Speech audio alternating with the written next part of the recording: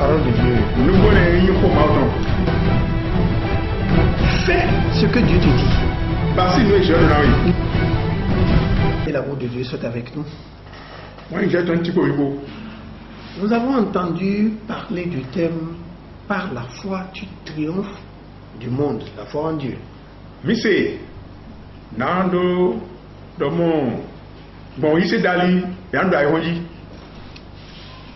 C'est déjà expliqué de long en large ce que c'est que la foi, ce que c'est que de triompher, ce que c'est que le monde. Il nous est revenu que nous parlons des thèmes, des sources de la foi. Et comme source de la foi, nous avons Dieu le Père qui nous a créés, qui est la première source de foi. Nous avons vu son Fils Jésus-Christ, le Rédempteur, qui est une deuxième source de la foi. Et nous avons vu l'Esprit Saint, qui est le remplaçant du Christ Jésus sur la terre, et qui nous conduit dans toute la vérité. Cette vérité est la parole de Dieu. L'Esprit de Dieu également, par ces révélations, qui nous transmet de par les rêves, de par les songes, de par la télépathie, de par les prédications que nous écoutons de part et d'autre, de par tout ce qui existe sur la terre, nous parle de Dieu et nous transmet la foi en Dieu. Car Dieu parle tantôt d'une manière, tantôt d'une autre, mais l'homme n'y prend pas garde. Il s'agit de Job 33 verset 14. La première source de la foi en Dieu dont nous avons parlé, qui est Dieu lui-même, de Jean 3 à partir du verset 16 jusqu'au 18, la Bible a déclaré que Dieu a tant aimé le monde qu'il a donné son Fils, afin que qui croit en son Fils puisse avoir la vie éternelle. Il en est de même que la foi se définit par le fait: fais ce que Dieu te dit. La foi, c'est faire ce que Dieu te dit. La foi, c'est l'obéissance à Dieu. Quand nous prenons 1 Samuel 15 verset 23,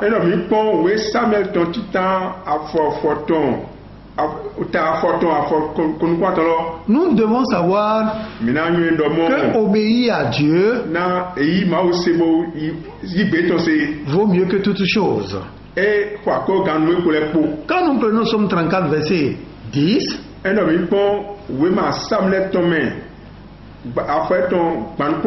David nous disait: c'est en toi que se retrouve la lumière. Et par ta lumière, nous avons la lumière. C'est la source de toutes choses. Quand nous prenons Jean 7 verset 36,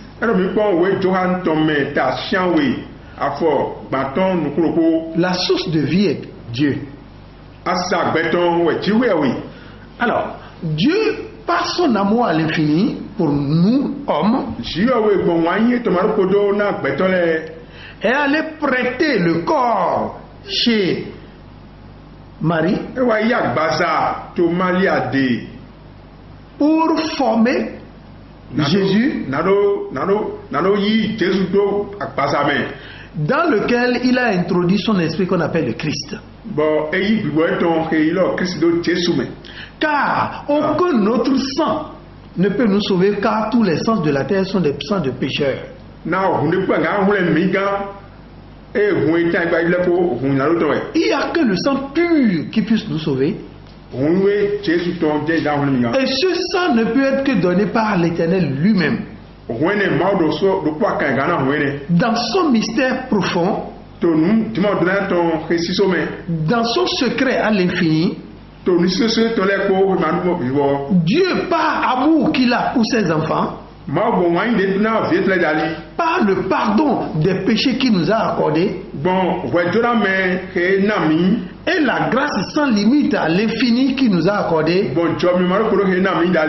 a amené son Fils pour pouvoir à la rançon qu'il doit payer afin que tout homme qui croit en lui soit sauvé.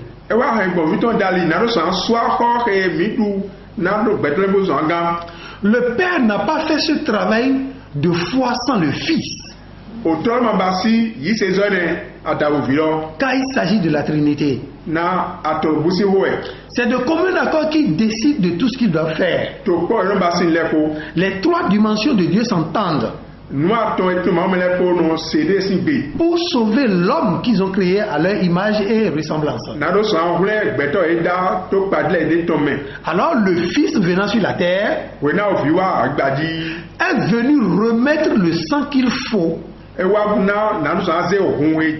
le sang pur, le sang saint. Le Père a besoin pour payer, pour effacer le péché de l'homme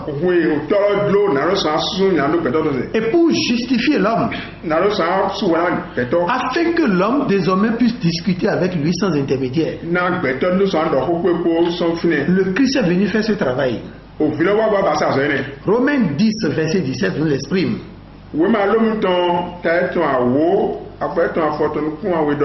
Le Père et le Fils ne fonctionnant pas sans l'Esprit Saint,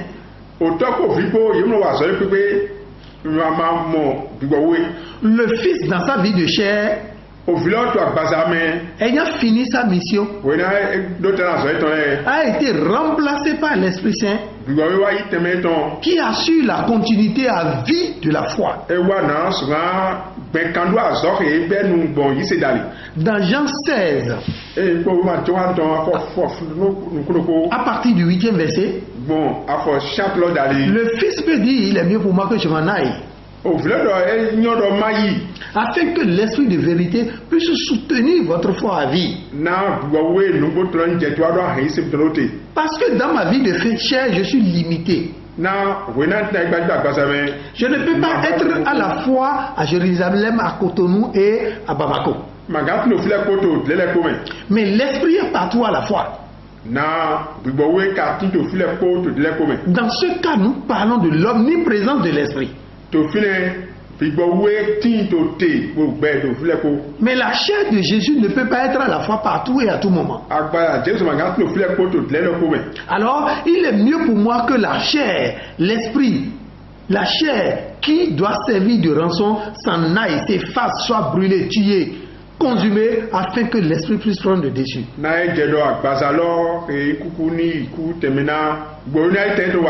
Alors, l'esprit est venu, remplaçant la chair de Jésus, pour nous donner des sources de foi. Et quand nous voyons le livre des Actes, nous voyons la manifestation de l'Esprit Saint par la foi.